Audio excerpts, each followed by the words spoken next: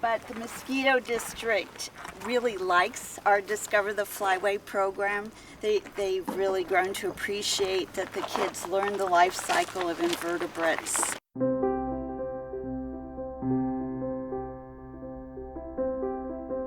You know, it's not green and teeming with life yet, but I love this time of year because we know the birds are on their way.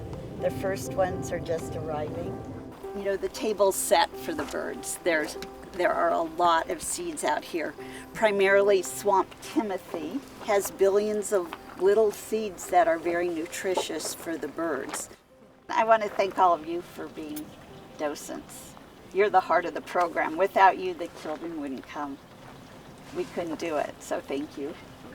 Yolo Bypass Wildlife Area began, I think, with birders, really bird watchers. Ted Beatty and Terry Colborn and Andy Inglis envisioned something that would be more than just a casual birding spot that you went on during the Christmas count.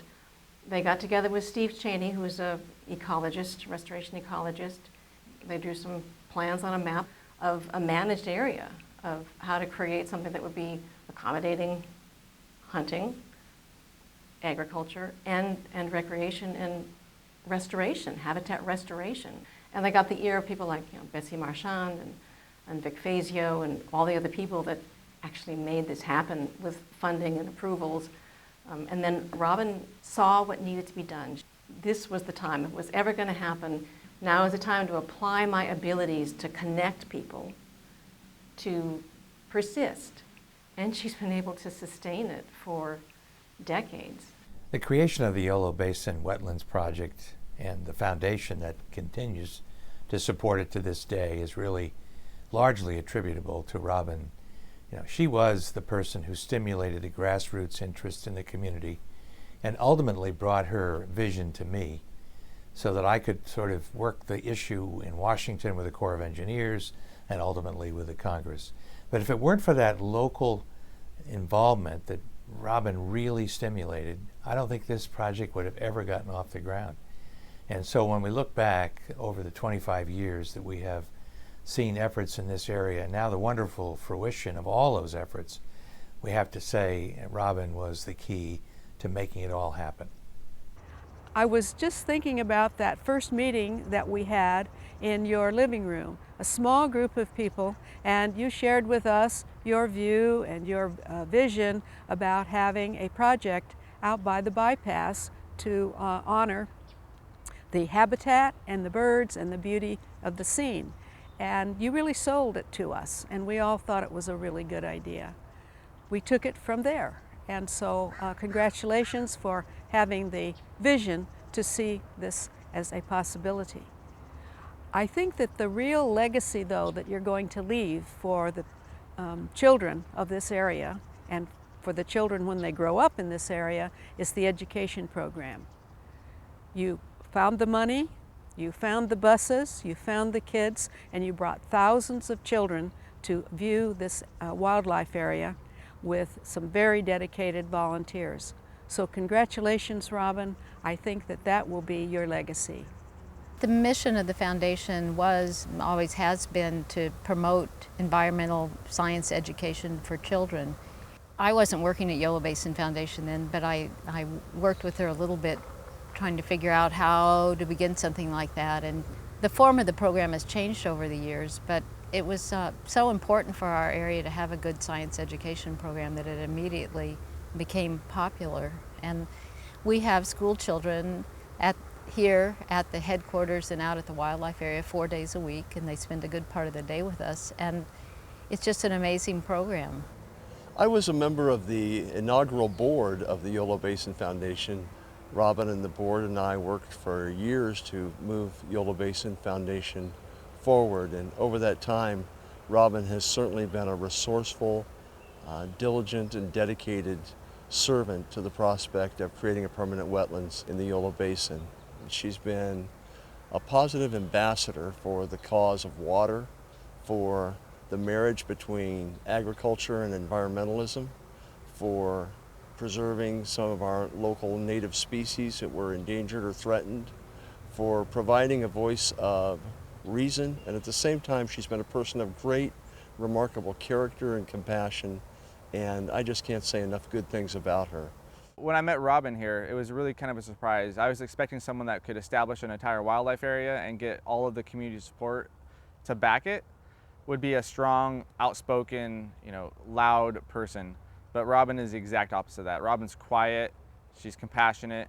We'll be at a meeting 6 months later and she'll have said something over and over again at meetings for over and over.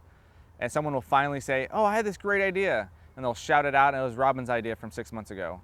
And she's like, "I've been saying that for 6 months or 6 years." And people are finally hearing it. But she's always there, quietly pushing along. She's done an amazing job, and everything from the Yolo Bypass Working Group that she and Dave Felice started, where we had farmers and duck club owners and agency people, big meetings with 50 people there, and none of them got along. Well, as time went on, they really came to trust Robin and Dave and respect them, and as the years passed, what began as a difficult meeting was a love fest, and she's done just an amazing job with all that. Robin always approached this place with the knowledge and respect that the department was managing the land, and the foundation was helping us achieve that. It really took everybody to do that, and she was just a key figure in making this stuff happen. We could not have developed the community support without her efforts. I think she engaged people in a way that said, "Your mission is now my mission," and she did it in a way that made people believe that she wasn't going to try to overtake what they were doing, but simply she knew that she had to get their problem solved, and lo and behold, I think her mission somehow became their mission as well. And that's just the way that she got things done. She's also a humble person. And strangely, that's almost like a superpower in this context, because everyone understands that she deals with you with this drive and yet humility. And it's not possible to believe that she's doing what she's doing for herself. It's always for something larger and better. Robin's role with the Department of Fish and Wildlife is a very unique role. Most of our wildlife areas and our ecological reserves are established based on need or assessments based on biologists. Once in a while it's based on politics. Someone has a piece of property that someone knows and they try to give it to the state. But this is the only place I know really that the local community, especially a specific member of the local community, saw an area that they thought was worth preserving, and they worked really hard to preserve it, created a foundation to support, and have continuously for the last 25 years supported the department in establishing, maintaining, and improving a wildlife area. So it really is a unique situation, and it's a good partnership, and people across the state use it as an example of how partners can work together to create big things. I first got acquainted with the Yolo Basin Wildlife Area in 1998. Soon I got acquainted with Robin, and I was amazed that someone with such short stature could have such a tall shadow. It was fun working with her. We developed different protocols for different kinds of habitat for birds. Now we grow short grain, we grow sweet rice, and we grow wild rice, all in rotation. Rice farming and waterfowl are very compatible with our crop residue management practices. It used to be called a match and open field burning, but we can't do that anymore. So we chop the straw, chop the stubble, disc it in, incorporate it into the soil, and maximize the interface between the organic matter and the soil. And we're able to grow a crop that's relatively disease-free because the field sanitation took place by the removal of the organic matter. She once said something interesting to me. She said, "I try not to lament the loss of the natural world when I'm around my kids. I try not to say, oh, that's where the burrowing owls used to be, and that's where the Valley Oak Grove was before they built the shopping center." She said, this is going to be their world. I thought that was a really interesting perspective. And so she not only didn't want her children to live in a diminished world, she wanted to have them live in an enhanced world where there were new things being developed and recreated.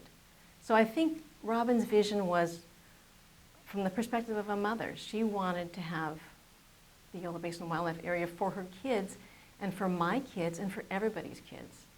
I'm 26 years old. It started out in our home, and sometimes I'd be on her lap as she'd be making phone calls. And then it became her moving out to this office and me coming out occasionally. Literally my entire life has not known anything different than Yolo Basin Foundation and the whole wildlife area. When I went to college and I came back and I would go out to the wildlife area with her, I just remember just how amazing this place is in your own backyard. I hope that my mom has inspired a lot of people to really care about this beautiful place and to continue to care for its future. But I think probably her biggest gift to Yolo Basin is the wildlife area itself, because I think without her vision and her dedication and her passion, it might not be here. We always wanted this place to be an asset to the community.